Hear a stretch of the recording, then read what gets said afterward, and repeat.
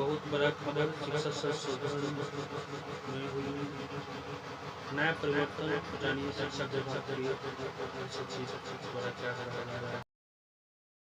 ना ये बात समझाने के लिए, बताने के लिए मैंने आप सबको यहाँ बुलाया है। और इसमें सबसे पहले ये समझने की बात है कि भारत का जो संविधान है उसका अनुच्छेद 16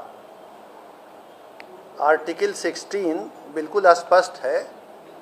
आर्टिकल 16 का सब आर्टिकल 2, सब क्लॉज 2 वो ये कहता है, मैं पढ़ के सुना देता हूँ। राज्य के अधीन किसी नियोजन या पद के संबंध में केवल धर्म, मूल वंश, जाति, लिंग, उद्भाव, जन्मस्थान, निवास, ध्यान देंगे, जन्मस्थान, निवास या इनमें से किसी के आधार पर न तो कोई नागरिक अपात्र होगा और न उससे विभेद किया जाएगा। तो भारत के संविधान का अनुच्छेद 16 ये कहता है कि जन्म स्थान और निवास के आधार पर आप किसी उम्मीदवार को अपात्र नहीं कर सकते हैं। ये नहीं कह सकते हैं कि किसी राज्य से बाहर अगर किसी का जन्म स्थान या निवास है तो वो इस चयन प्रक्रिया में पात्र होने के लिए अपात्र है, अयोग्य है। ये नहीं किया जा सकता है। अगर ऐसी कोई प्रक्रिया चलेगी तो वो गैर कानूनी भी होगी और असंवैधानिक भी होगी। इसलिए ये संविधान के अंतर्गत कानूनी बाध्यता है कि निवास के आधार पर किसी को अयोग्य न किया जाए।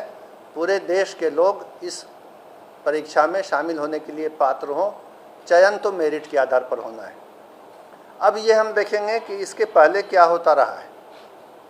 बिहार लोक सेवा आयोग के स्तर पर पहले भी 3 बार परीक्षाएं ली गई हैं शिक्षक की नियुक्ति के लिए। वर्ष 1994 में, फिर वर्ष 1999 में और वर्ष 2000 में बिहार लोक सेवा आयोग ने इसी पद के लिए, शिक्षक के लिए परीक्षा ली थी। और तब भी यही नियम था उस परीक्षाओं में भी कि देश के किसी भी भाग का नागरिक परीक्षा में भाग ले सकता है और चयनित हो सकता है। और इसके आलोक में ही पहले चयन हुआ है। ये जो नियमावली थी जिसके आधार पर 1994, 1999 और सन 2000 में परीक्षाएं हुई, ये नियमावली उसके पूर्व 1991 में ही बनी थी। उसमें स्थानीय निवासी का प्रावधान नहीं था। और इस कारण से इस बार भी जो बिहार लोक सेवा आयोग से परीक्षा होगी उसमें बिहार के निवासी होने का प्रावधान नहीं रखा जा सकता है। इसके बाद जो वर्ष 2012 की नियमावली बनी थी उसमें भी जब चयन हुआ, हालांकि उसमें स्थानीय निवासी होने का प्रावधान नहीं था, लेकिन उसके बाद भी चयन हुआ तो 1,68,000 रिक्ति के विरुद्ध जो नियुक्ति हुई तो राज्य के बाहर के मात्र 3,413 अभ्यर्थी चयनित हुए।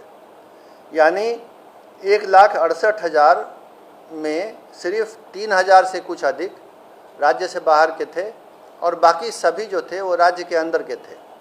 तो इससे ये पता चला कि अगर ये नियम रखा भी जाता है कि राज्य से बाहर के अभ्यर्थी पात्र होंगे तो उनकी किसी भी संख्या में, अधिक संख्या में, या जिसको अंग्रेजी में सिग्निफिकेंट नंबर कहते हैं, किसी विशेष संख्या में चयनित होने की संभावना बहुत कम है। ये बात भी शिक्षा विभाग ने पता कर ली है।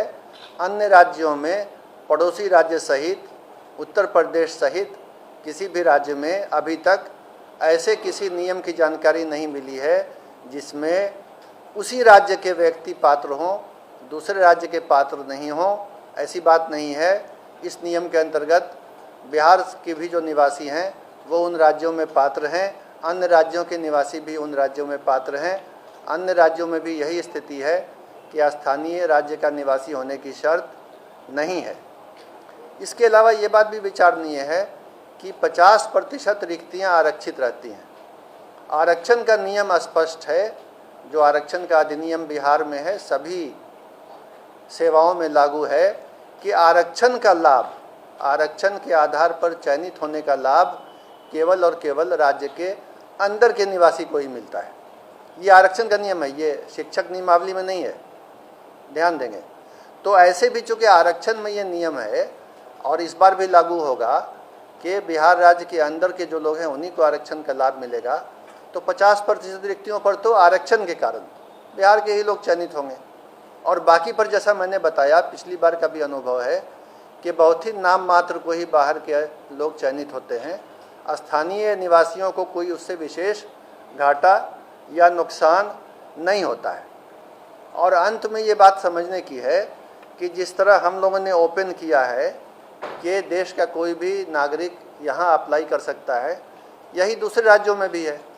तो अगर विभिन्न राज्य इस तरह के नियम बनाने लगेंगे, हालांकि वो विधि सम्मत नहीं होगा, लेकिन अगर बनाने लगेंगे कि उसी राज्य के लोग अप्लाई करें, तो जाहिर है बिहार के भी जो युवक हैं, युवतियां हैं, जो अभ्यर्थी हैं, जो दूसरे राज्यों में नौकरी के लिए अप्लाई कर रहे हैं, चयनित हो रहे हैं, काम कर रहे हैं, उनके भी अवसर समाप्त हो जाएंगे। तो इसमें तो बिहार का भी घाटा है। अगर देखा देखी सभी राज्यों ने ये करना शुरू किया तो अवसर कम हो जाएंगे बिहार के अभ्यर्थियों के लिए भी। तो कुल मिला के ये किसी के हित में भी नहीं होगा। और ये सरकार ने सभी विधिक पहलुओं की जांच करके, कानूनी पहलू को समझ के, बहुत सोच विचार करके ये नियम बनाया है कि बिहार राज्य सहित पूरे देश के लोग अप्लाई कर सकते हैं। हालांकि संभावना यही है कि अधिकांश या लगभग सभी बिहार राज्य के ही अभ्यर्थी होंगे और चयनित भी वही होंगे।